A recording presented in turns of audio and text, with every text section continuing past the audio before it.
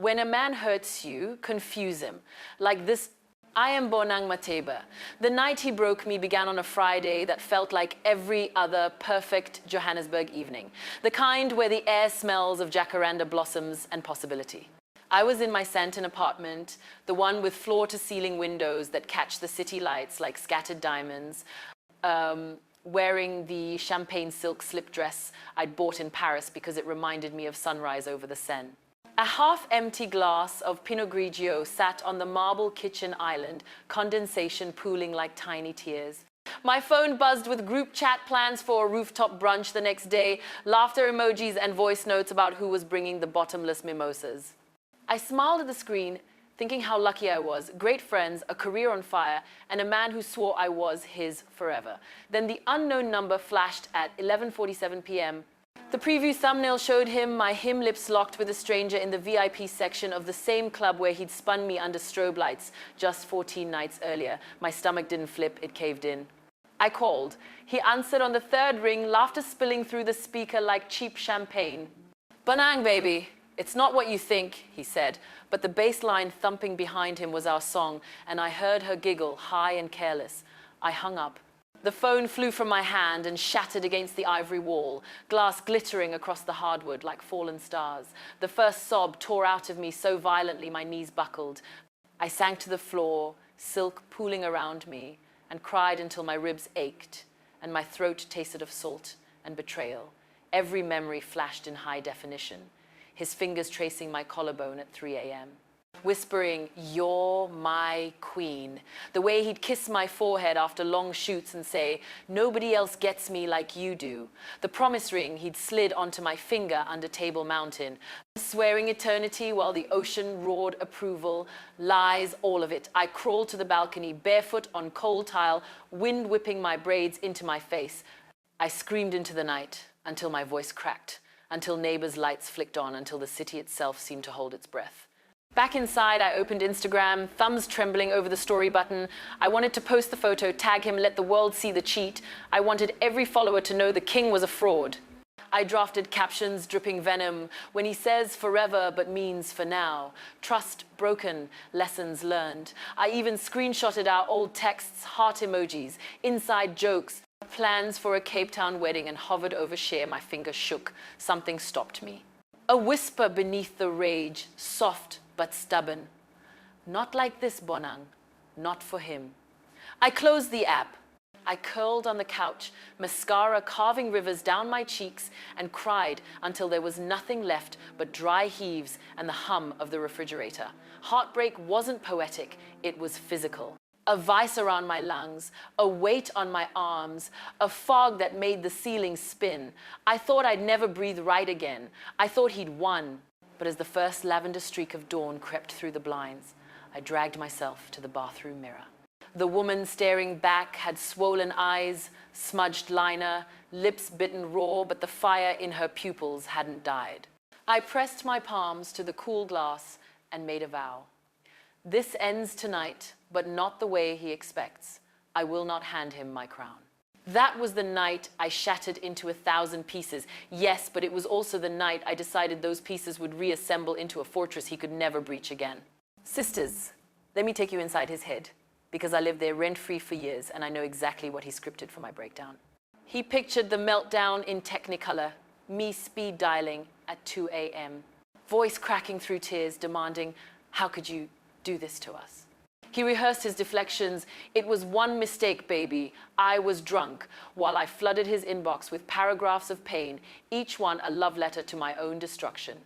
He expected the voice notes, shaky in mascara street, replaying every promise he broke. He wanted the 3 a.m. essay. "I gave you my heart, my time, my body. How dare you throw it away for a stranger in a cheap dress?" He was ready for the screenshots, our anniversary texts, the "I love you more" competitions, weaponized to prove his betrayal. He anticipated the brunch debrief, me picking at avocado toast while the girls gasped, refilling my mimosa as I recounted every detail until my throat was raw again. He counted on the Instagram stories, sad girl anthems over black screens, lyrics about snakes and loyalty. Maybe a throwback photo of us captioned "Lesson Learned," with just enough shade for mutual friends to screenshot and send his way. He wanted the fight, the back and forth that kept him center stage in my universe, the proof that his absence left a crater I couldn't climb out of. Because here's the ugly truth men like him bank on. When you react with raw emotion, you hand them the remote control to your heart. Every tear is a notification that they still matter. Every angry paragraph is evidence they can push your buttons and watch you dance. I know this because I almost gifted it to him. I opened the chat, thumbs flying, heart racing, ready to unleash the hurricane. I pictured his smug grin when the notifications rolled in, how he'd screenshot my desperation to show his boys, laughing about how she's still pressed. That's the game. Keep you emotional, keep you engaged, keep you proving your love while he decides if he wants to stay or stray. Emotion is currency, and I was about to go bankrupt. I remembered my grandmother's voice, soft but steel. Never let a man see you bleed if he's the one holding the knife. So I stopped typing. I deleted the drafts one by one, watching the cursor erase my pain. I turned off my phone and stared at the ceiling until the sun climbed higher, painting gold across the walls. I refused to give him the satisfaction of my storm. Instead, I chose the calm before it, the kind that gathers power in silence. He wanted a reaction that screamed, "You still have me."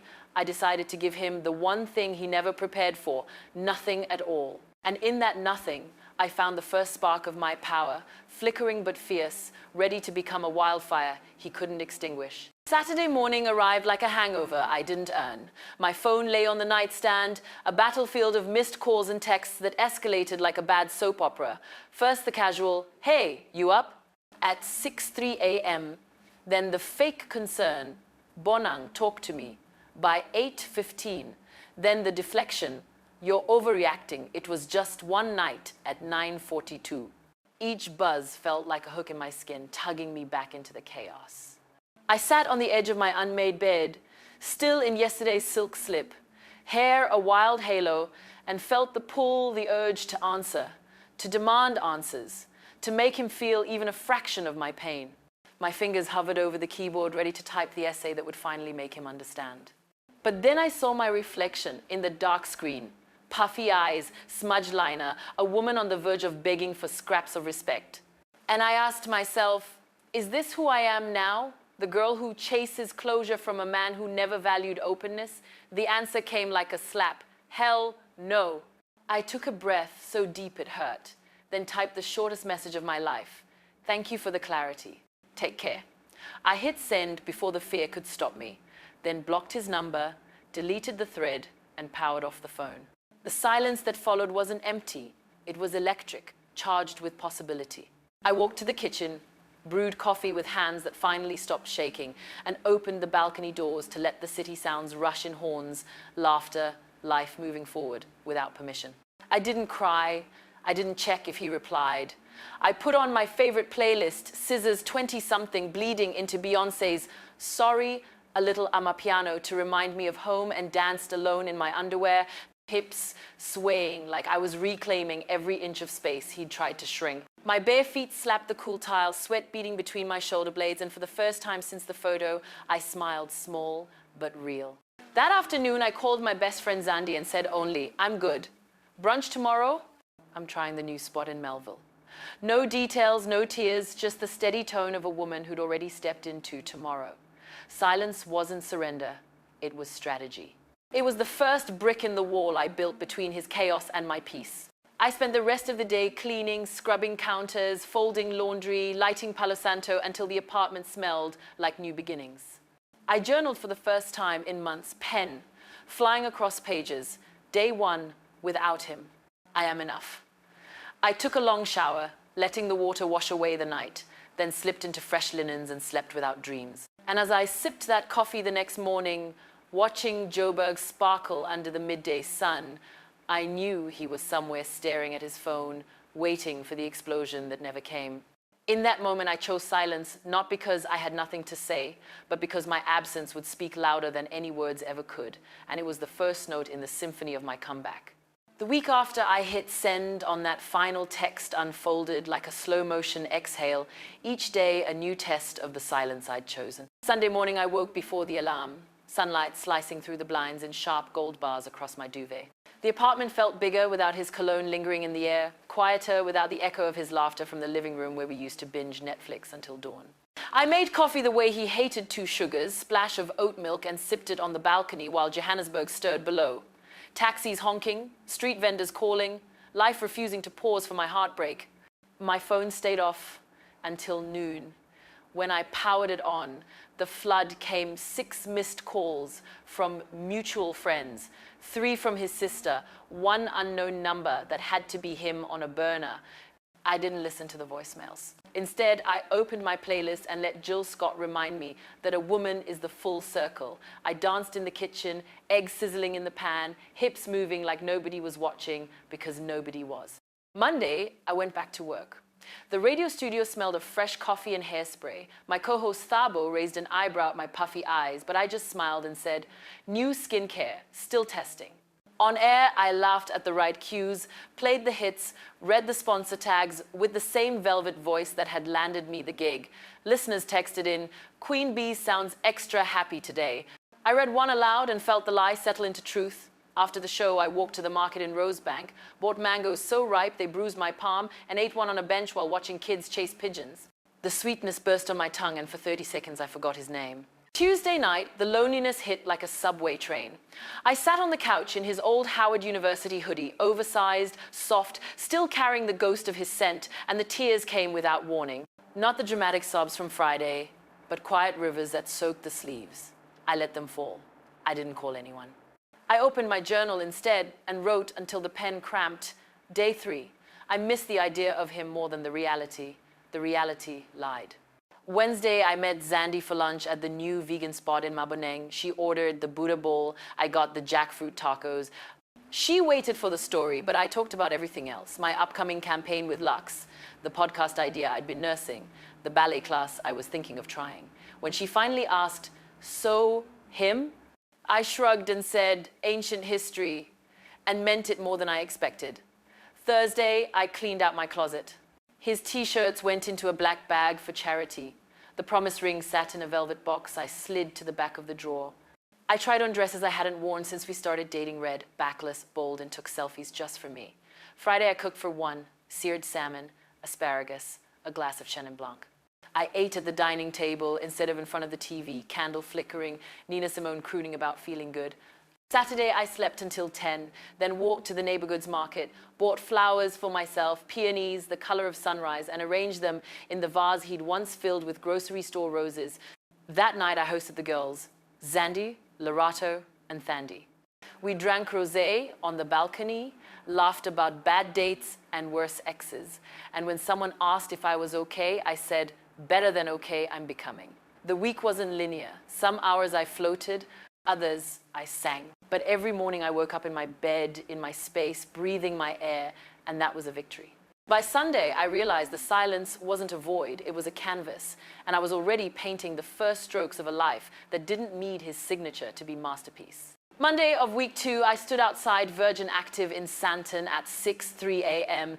Leggings I'd bought online because the waistband promised confidence, sports bra still creased from the packaging, ponytail swinging like a pendulum of doubt. The automatic door slid open, and the smell hit me. Rubber mats, eucalyptus, determination. I swiped my card with fingers that still remembered how to tremble. The treadmill intimidated me first. I chose the one in the corner, set it to 5 kilometers per hour, and walked like I was late for a meeting with my future self. 20 minutes in, my lungs burned, my thighs screamed, but I didn't stop.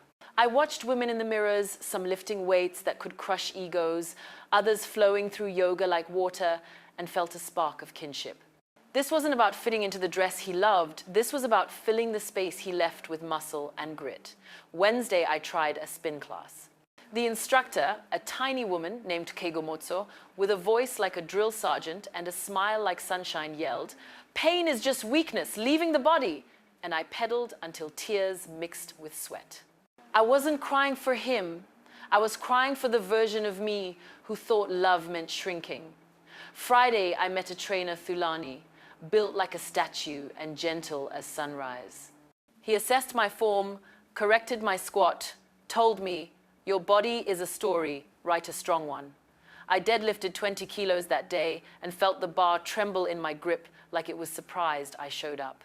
Saturdays became ritual, 7 a.m., hit, 8 a.m., smoothie spinach, banana, almond butter, a scoop of hope. I started noticing changes, not just the way my arms filled out sleeves, but the way I carried grocery bags up 4 flights without panting, the way I slept deeper, the way my reflection stopped flinching. Friends noticed too. "Bonang, you're glowing," Lerato said over coffee. I laughed and told her it was sweat and self-love in equal measure. One evening after a brutal leg day, I sat in the sauna, steam curling around me like secrets, and realized I hadn't thought about him in 4 hours. The absence of his name in my head felt like losing 10 pounds overnight. I started running outdoors along the Bramfontein Spruit, past jacarandas, dropping purple snow, earbuds blasting Cardi, telling me to be my own boss. Each footfall was a period at the end of a sentence he never deserved to finish. I wasn't sculpting a revenge body, I was forging a sanctuary. The gym became church sweat, my prayer, iron, my scripture, progress my sermon. By the end of the month, I could plank for 2 minutes without shaking, box jump like I was leaping over every lie he told. And when I looked in the mirror, I saw a woman who could carry her own world. The gym didn't just reshape my body. It reminded me that strength is built 1 rep at a time, and I was finally lifting for the only person who'd never let me down me. 6 weeks after the balcony dance and the promise ring burial, my phone buzzed on the kitchen counter while I blended a post-workout smoothie, kale, mango, ginger, a splash of coconut water. The name on the screen wasn't saved anymore, but the number etched itself into muscle memory. Him. The message was classic deflection disguised as concern. "Hey B, just checking in, you good?" 3 words that tried to sound casual but carried the weight of a fishing line. I stared at it while the blender whirred, green vortex spinning like my thoughts. Part of me, the old me, wanted to type back a novel. "Good? I'm radiant. Thanks for asking after you blew up my world." But the new me, the one with calluses on her palms and peace in her chest, just smiled. I left it on red. Then I opened Instagram, angled my phone toward the golden hour light streaming through the window, and posted a story. Me in a cropped hoodie, abs peeking, smoothie in hand, caption, "Up early, up leveled." No tag, no shade, just evidence. I hit the gym again that evening legs day, because why not, and squatted heavier than ever, each rep a silent, "I'm busy." The next text came 2 days later. "Saw your story. You look different. Can we talk?" I was in a meeting with my manager, discussing a potential brand deal with a luxury skincare line, and the buzz in my pocket felt like a mosquito I could swat. I waited until I was home, feet in a lavender foot soak, face masked with turmeric and honey, before replying, "All good here.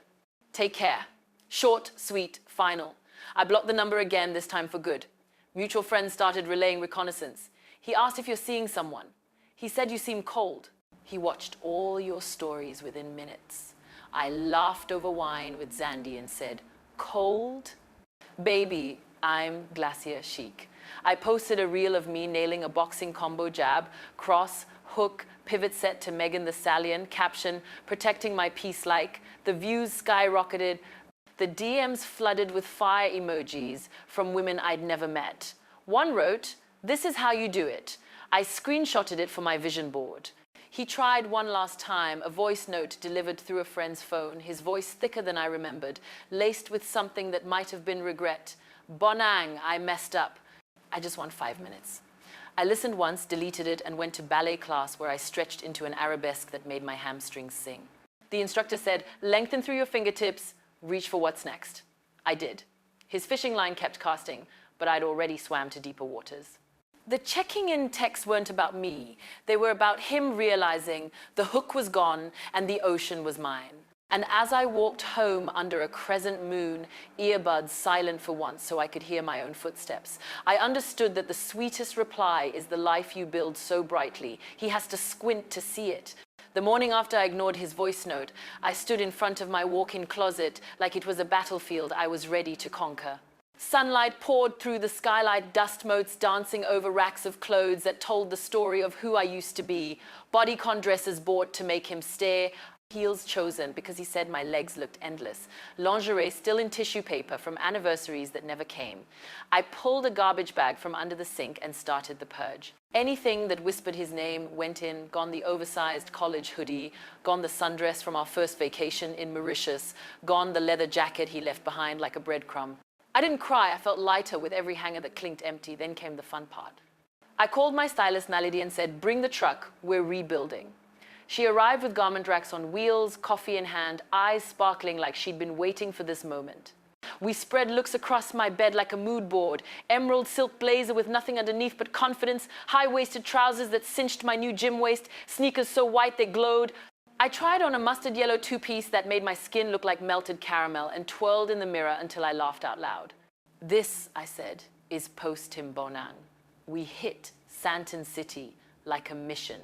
I walked into Zara and bought the oversized blazer I'd eyed for months, paired it with bike shorts and gold hoops the size of satellite dishes. At Cotton On, I grabbed graphic tees with slogans I actually believed. Self-made, boss energy, healing looks good on me. In the fitting room, I took selfies, not for him, not for the gram, just for the girl who needed proof she was still in there. I invested in tailoring every hem, every dart, customized to hug the body I was earning back. Accessories became armor, layered necklaces that clinked like wind chimes when I walked, rings on every finger spelling power in gold. I booked a hair appointment with Theo, the magician who turned my braids into waist-length goddess locks woven with copper thread that caught the light like fire. Makeup shifted to gone, the nude lip he called classy, hello bold berry stains and electric liner that winged sharp enough to cut excuses. But the real upgrade wasn't fabric, it was frequency. I enrolled in an online course on personal branding through Howard University's executive program Late Nights with highlighters and herbal tea, learning how to monetize my voice beyond radio. I started a vision board on the blank wall where his framed photo used to hang. Magazine cutouts of Michelle Obama, mid-speech, a beach house in Bali, the words media mogul in glitter. I read Untamed by Glennon Doyle and underlined sentences until the pages looked bruised. I joined a mastermind group of women entrepreneurs, lawyers, chefs, tech founders who met monthly over steak and red wine to swap strategies and scars. One night, after a session on negotiation tactics, I practiced in the mirror, "My rate is non-negotiable," and felt the sentence settle in my bones. I upgraded my scents, swapped his favorite vanilla perfume for oud and bergamot that smelled like boardrooms and midnight flights. I curated my playlist like a sommelier, Ari Lennox for slow mornings, Burna Boy for traffic jams, classical piano for writing sponsorship decks.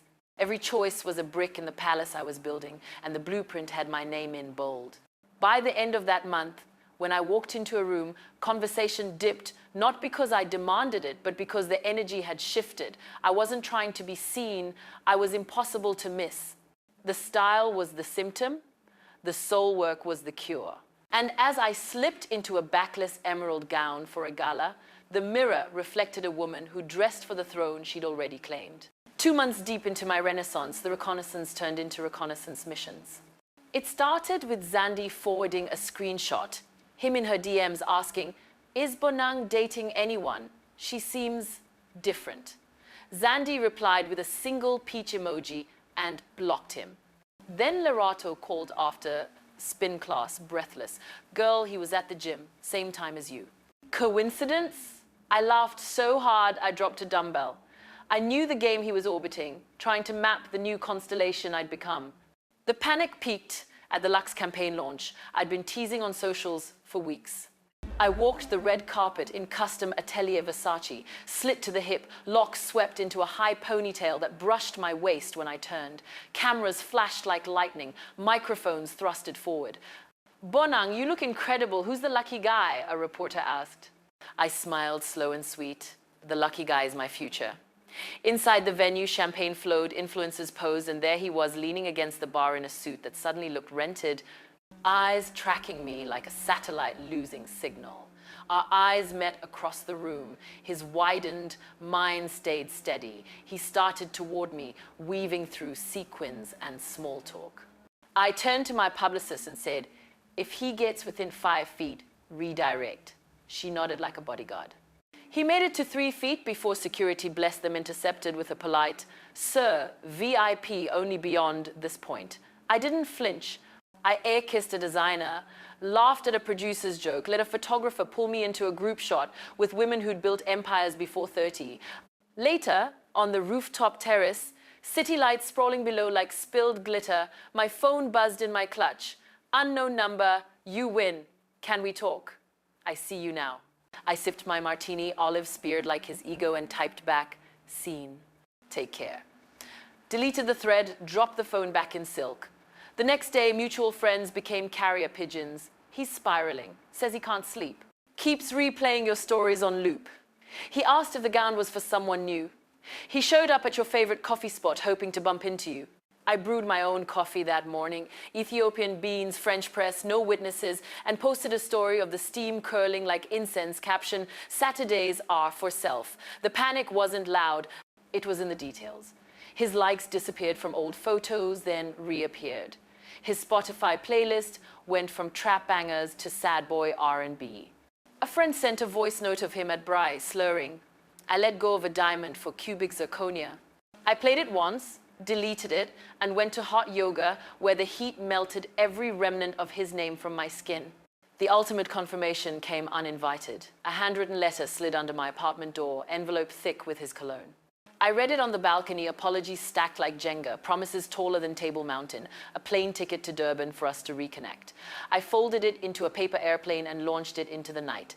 It soared, dipped, vanished. I didn't need to burn it. The wind took care of closure. His panic was the sound of a man realizing the game board had flipped and he was no longer a player. He was the piece I'd moved on from. And as I danced alone in my living room to Thames at 2 a.m. barefoot on hardwood that finally felt like home, I understood that the most devastating revenge is the life so full he can't find a corner to fit his regret. 90 days after the night I shattered, I threw a party for one in my apartment and invited the woman I'd been becoming. The table was set for a single guest. Linen napkin folded into a crown, plate painted with gold rim, candle flickering in a crystal holder I'd bought in Marrakech. I cooked like I was wooing royalty, lobster tails in garlic butter, truffle risotto, asparagus spears standing at attention. I wore the red silk robe I'd saved for a honeymoon that never happened. Hair in a high bun threaded with pearls, bare feet on the cool floor. Nina Simone sang "Feeling Good" from the speakers, and I slow danced with my reflection in the dark window. City lights my audience. After dinner, I ran a bath scented with ylang-ylang and rose, scattered petals like confetti, and sank until the water kissed my collarbones. I read poetry aloud, Warsan Shir, Naira Waheed, letting the words settle into my skin like lotion. I journaled by candlelight, day 90. I laughed today without checking if it was okay. I chose the restaurant, the movie, the playlist. I am the main character and the love interest. I fell asleep with the notebook open, pen uncapped, dreams stitching themselves into Technicolor. The next morning, I woke without an alarm, sunlight painting stripes across the duvet. I made pancakes shaped like hearts because I could, drizzled them with maple and hope. I walked to Imarentia Dam, rented a kayak, and paddled into the middle of the water where the city noise faded to bird calls. I floated on my back, arms wide, and for the first time in years felt the full weight of my own heartbeat. No performance, no audience, just me and the sky. That afternoon, I FaceTimed my mom in Soweto. She said, "Your eyes are smiling again," and I believed her. I started saying yes to things that scared me. A solo trip to Cape Town where I hiked Lion's Head at sunrise. A speaking gig at a women's conference where I told my story to 500 strangers and watched them nod like they'd lived it too. I said no to things that drained me. Energy vampires, situationships, apologies that came with asterisks. I built routines that felt like love letters. Sunday market runs for fresh flowers, Tuesday therapy sessions where I unpacked childhood patterns, Friday nights with the girls where we toasted to wins big and small. I learned my love language was acts of service to myself. I booked the massage, bought the plane ticket, signed the lease on the bigger office. One night, I cooked for the girls and served the lobster on the same gold-rimmed plates. Zandy raised her glass to the woman who turned pain into power. We clinked, and the sound was crystal and certainty. Later, alone, I stood on the balcony where I'd once screamed into the void and whispered, instead, thank you for breaking me open. The city answered with a breeze that smelled like rain and possibility. I realized healing wasn't linear. It was a spiral upward, each loop lighter than the last. I met myself in the quiet moments, folding laundry with podcasts, running along the Sprout with sunrise in my ears, writing sponsorship decks at 1 a.m. with cold pizza and hot ambition. I was no longer the woman who begged for love. I was the woman love had to catch up to. And as I slipped into bed that night, sheets cool against skin that finally felt like home, I understood that the greatest plot twist wasn't him losing me. It was me finding the version of myself he never deserved to meet. 4 months to the day since the photo that detonated my world, I sat at the oak desk in my home office, the one I'd refinished myself with sandpaper and stubbornness, a single sheet of cream stationery in front of me, and a fountain pen heavy with indigo ink. The apartment was quiet except for the low hum of the city at midnight and the occasional clink of ice in the glass of sparkling water beside me. I'd promised myself this letter would never leave the drawer, but the words had been stacking up in my chest like unread messages, and tonight they demanded release. I wrote his name at the top, then paused, watching the ink bleed slightly into the paper the way his lies had bled into my trust. The first paragraph was raw. You taught me that love can look like a locked door and still feel like home until the key snaps in your hand. I let the memory surface, the way his hand used to rest on the small of my back in crowds, guiding me like I was fragile glass. The way he'd text drive safe after every late shoot. The way he cried the first time I said I loved him. I honored the truth of those moments without polishing the edges. The second paragraph shifted. I hated you for weeks, not because you left, but because you made me doubt the sound of my own heartbeat. I described the nights I replayed every conversation like a detective, searching for the clue I missed.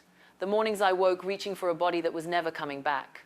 I didn't spare the ugliness, how I stalked her profile at 3 a.m., how I gained 5 pounds stress-eating pap and gravy, how I almost called his mother to ask if he'd always been this cruel. Then the pivot, the part that surprised even me. But hate is a tenant, and I evicted it the day I realized your betrayal was the demolition crew that cleared space for a better foundation. I wrote about the gym at dawn, the blazer that cost more than his rent, the kayak on the dam where I floated untethered. I wrote about the women who held me without asking questions, the contracts I signed with my own signature in bold, the mirror that finally reflected a stranger I wanted to know. The final page was forgiveness, not for him, but for the girl who stayed too long. I release you from the story I kept rewriting in my head. You were a chapter, not the book. Thank you for the plot twist that forced me to become the protagonist. I signed it simply, with peace, B. I folded the letter into thirds, slipped it into an envelope I didn't seal, and tucked it into the back of my journal beside pressed jacaranda petals from the first run I finished without walking. Then I opened my balcony doors, let the night air kiss my face, and spoke the words aloud to the skyline. I bless you with the growth you refused and the lessons you'll learn without me. The city lights blinked like they understood. The next morning, I woke early, brewed coffee with cardamom because I'd read it sharpens intuition, and sat down to record the first episode of my new podcast, Queen Rising. The mic was warm in my hand, the red light steady. I pressed record and said, this is for every woman who thought heartbreak was the end of her story. Spoiler, it's the prologue. I shared the letter, not the words, but the freedom of writing it. I talked about the day I realized his name no longer tasted like rust in my mouth. The moment I booked a solo trip to Lisbon and didn't check if he'd see the stories. It's the evening I danced in a club with strangers and felt my own pulse sync with the bass. Listeners flooded the inbox within hours. I cried in my car. I deleted his number mid-episode. I just signed up for the gym. I read every message, heart swelling like a tide.